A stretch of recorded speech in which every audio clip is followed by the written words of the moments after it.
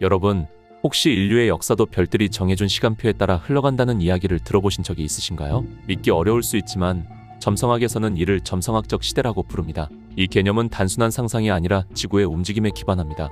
지구의 축은 시간이 지나며 아주 천천히 흔들리는데 이를 세차 운동이라고 합니다. 이 세차 운동 때문에 춘분점, 즉 태양이 매년 봄에 처음으로 황도에 올라오는 지점이 조금씩 움직이게 됩니다. 쉽게 말해 매년 봄이 시작될 때 태양이 위치하는 별자리가 아주 조금씩 뒤로 밀려나며 바뀌는 것이죠. 이렇게 천천히 움직인 결과 약 2160년마다 태양이 봄에 머무는 별자리가 바뀌면서 새로운 점성학적 시대가 시작됩니다. 이렇게 별자리를 거꾸로 거쳐가며 지구는 총 25,920년에 걸쳐 12개의 점성학적 시대를 순환합니다. 현재 우리는 물고기 자리 시대에 살고 있습니다. 한 시대는 단일한 주기로 끝나지 않습니다. 각 시대는 180년 단위의 구간으로 나뉘며 각 구간은 다시 15년씩 이어지는 12개의 단계로 구성됩니다. 이러한 구조는 역사의 흐름을 더욱 정밀하게 파악할 수 있게 해줍니다. 흥미롭게도 우리가 지금 사용하는 달력, 즉 1월부터 12월까지 구성된 이 달력을 그레고리력이라고 합니다. 이는 1582년 교황 그레고리오 13세가 만든 것으로 전 세계 대부분의 나라에서 공식적인 연도로 사용하고 있습니다. 이 그레고리력 기준으로 볼 때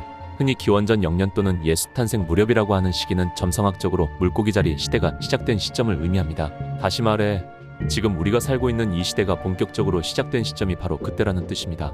인류의 지난 10,000년의 역사도 이러한 점성학적 시대 주기로 정리할 수 있습니다. 실제로 수많은 역사적 사건들이 이 주기와 놀라울 정도로 일치함을 보여줍니다.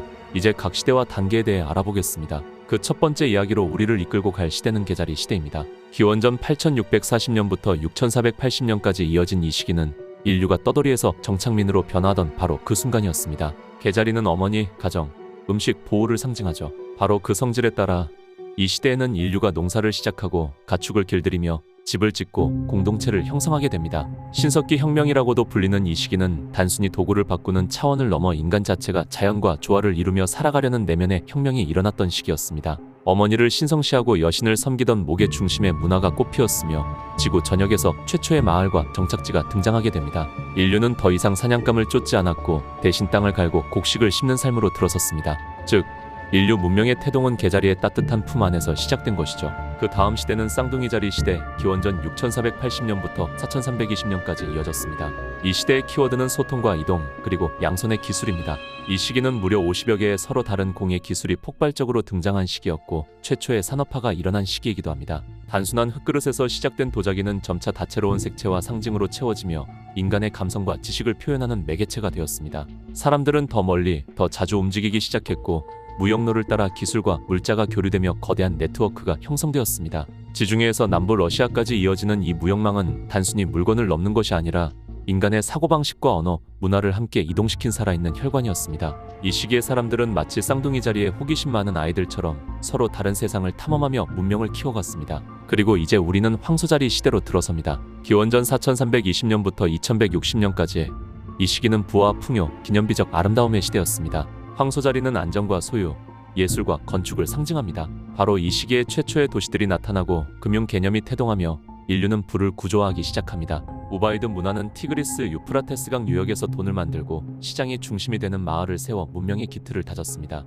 이집트에서는 파라오가 거대한 피라미드를 세우며 사후 세계를 준비했고 메소포타미아의 애니라는 영적 지도자들은 신전 경제를 운영하며 사회를 이끌었습니다. 도시들은 천문학적 정렬을 따라 세워졌고 신전을 중심으로 우주의 질서를 지상에 구현하고자 했습니다.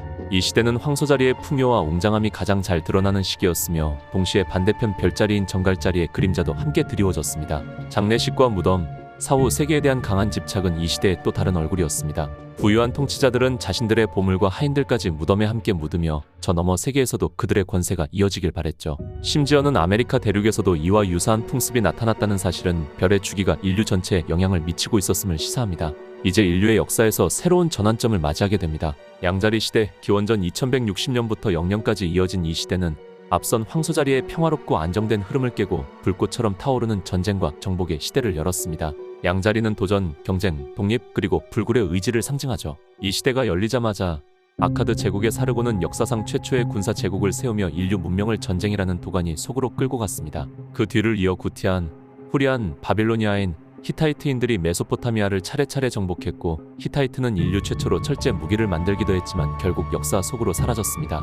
이집트는 힉소스족의 침략을 받았고 이후 아시리아와 그리스, 마케도니아의 알렉산더 대왕 그리고 로마 제국이 등장하며 세상은 그야말로 정복의 연대기로 변해갔습니다. 이 흐름은 동방에서도 유사하게 나타납니다. 중국에서는 상나라가 등장했고 이어 주나라가 강력한 군사 문화를 발전시켰으며 신세계의 멕시코에서는 거대한 올맥 두상이 세워졌고 페루의 신전에서는 전투 장면이 벽화로 남겨졌습니다. 이 시기에 인류는 생존과 영토를 위한 끊임없는 싸움 속에서 살았던 것이죠. 흥미로운 것은 종교와 신화 역시 이 흐름을 반영했다는 점입니다. 예전에 모성적이고 포용적인 신들은 사라지고 남성 중심의 영웅 신화가 부상했습니다. 마르두크가 어머니 여신 티아마트를 물리치는 바빌론 신화처럼 세계 곳곳에서 남신이 여신을 정복하는 이야기들이 등장하며 목의 사회는 북의 사회로 대체되었습니다. 이처럼 양자리 시대는 인류의 의지가 극단까지 밀어붙여진 전쟁과 권력의 시대였습니다. 그런데 이 불길은 어느 순간 잦아들기 시작합니다. 영년, 새로운 시대가 열립니다. 바로 지금 우리가 살고 있는 물고기자리 시대입니다. 이 시대는 전쟁의 무기로 세상을 바꾸기보다는 영성과 믿음, 초월적 메시지로 인류의 의식을 움직이기 시작했습니다. 물고기자리는 종교, 신비, 감정, 그리고 보이지 않는 세계와의 연결을 상징합니다. 유대교는 예언자들을 통해 새로운 영적 혁명을 맞이했고 기독교는 구원이라는 강력한 메시지로 세계 전역에 퍼졌습니다. 이슬람은 신의 뜻을 따라 세상을 통합하고자 했으며 힌두교는 시바와 비슈누 같은 신들을 중심으로 우주의 순환을 노래했습니다. 불교는 고통과 해탈이라는 가르침을 통해 사람들의 내면을 비추었죠. 이 종교들은 단지 믿음의 대상이 아니라 세계 최초의 초국가적 조직이자 사람과 사람 사이를 잇는 거대한 신념의 그물망이 되었습니다. 초기의 유럽 국가들은 신정 정치로 운영되었고 이슬람 세계는 칼리프 제도를 통해 광대한 지역을 하나의 신앙 아래 통합했습니다. 그리고 흥미롭게도 기독교와 이슬람 모두 종말의 시간이라는 개념을 이야기했습니다. 물고기 자리가 황도대의 마지막 별자리이기 때문이죠. 어쩌면 지금 우리가 살고 있는 이 시대 자체가 하나의 거대한 마지막 장을 살아가는 것일지도 모릅니다. 이제 우리는 물고기의 물결을 넘어 별의 물병이 쏟아내는 지혜의 샘으로 나아가려 하고 있습니다. 지금 그 문턱에 우리가 함께 서 있습니다. 우리가 살고 있는 물고기 자리 시대, 이 거대한 주기는 단일한 흐름이 아닙니다. 약 2160년이라는 방대한 시간 안에도 별자리는 계속 흐르며 시대의 결을 정밀하게 나누고 있습니다. 물고기 자리 시대는 총 12개의 구간으로 나뉘며 각 구간은 약 180년 동안 지속됩니다. 이 구간들은 황도대의 별자리를 따라 정방향으로 진행되며 거대한 시대의 물결 속에서 독특한 색채와 에너지를 불어넣습니다. 지금부터는 물고기 자리 시대 속에서 벌어진 인류 문명의 구간을 살펴보겠습니다. 먼저 정갈자리 구간, 1260년부터 1440년까지 약 180년 동안 이어진 이 시기는 인류가 어둠 속에서 몸부림치던 죽음과 재생의 구간이었습니다. 유럽은 흑사병으로 고통받았고 인구의 4분의 1이 사라지며 삶과 죽음이 교차하는 그림자 속에 놓였습니다. 교회는 본래의 신성함을 잃고 재화와 권력에 집착했으며 세 명의 교황이 서로 권좌를 두고 다투는 모습은 신의 대리자로서의 위상을 무너뜨렸습니다. 이 시기의 고문, 종교 재판 그리고 백년 전쟁은 사람들의 마음속에 깊은 불신과 두려움을 심었습니다. 그야말로 고통과 통제 그리고 불안의 시대였던 것이죠. 그러나 정갈자리는 단순히 파괴만을 상징하지 않습니다. 정갈은 죽음 너머의 재생과 변형을 품고 있죠. 이 어둠의 시기에도 희미한 빛은 있었습니다. 예술가 지오토는 인본주의적 시선으로 인간을 다시 그리기 시작했고 로저 베이컨은 교회의 권위에서 벗어나 자연을 있는 그대로 바라보는 관찰의 과학을 제시했습니다. 이 모든 움직임은 다음 구간, 르네상스의 불꽃을 준비하는 씨앗이 되었죠. 그리고 마침내 궁수자리 구간인 1440년에서 1620년이 도래하며 인류는 거대한 정신적 확장과 여행의 시대에 접어듭니다.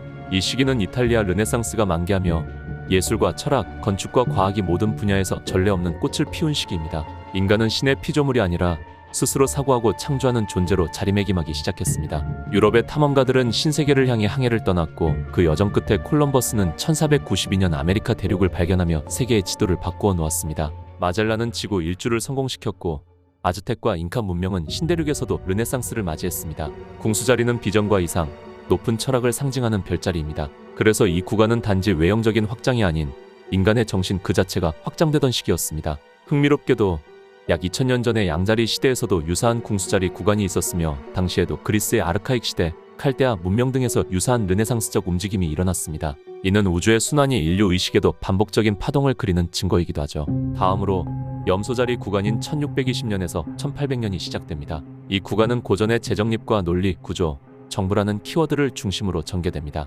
이 시기는 이성의 시대, 계몽주의, 철학과 과학의 시대로 알려져 있습니다. 뉴턴은 중력을 설명하며 우주의 법칙을 밝혔고 애덤 스미스는 자본주의 경제의 원리를 설계했으며 데카르트는 나는 생각한다, 고로 존재한다는 말로 인간 이성의 기준을 제시했습니다.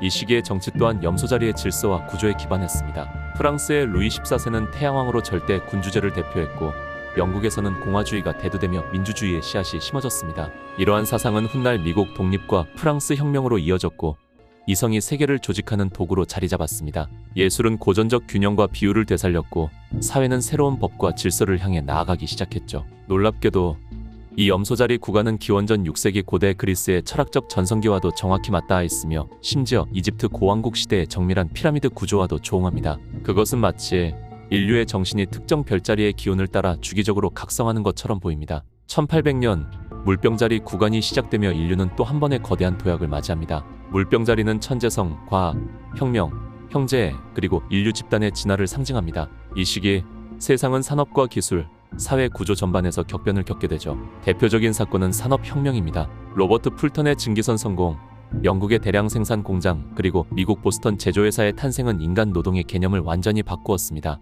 헨리 포드의 조립 라인은 생산 방식을 혁신했고 기계화된 공장은 도시화와 함께 빈부격차, 계급 문제도 나왔습니다. 기술 역시 삶을 뒤바꿨습니다. 볼타의 전기 배터리 발명은 전신, 전화, 라디오, 텔레비전, 컴퓨터로 이어졌고 정보는 권력에서 모두의 손으로 퍼져나갔습니다. 지식의 민주화, 이건 물병자리 에너지의 핵심이었죠. 또한 이 시기 인간 수명이 비약적으로 늘었습니다. 위생과 의학, 영양의 발전으로 평균 수명은 2배 가까이 증가했고 인구는 폭발적으로 늘어났습니다.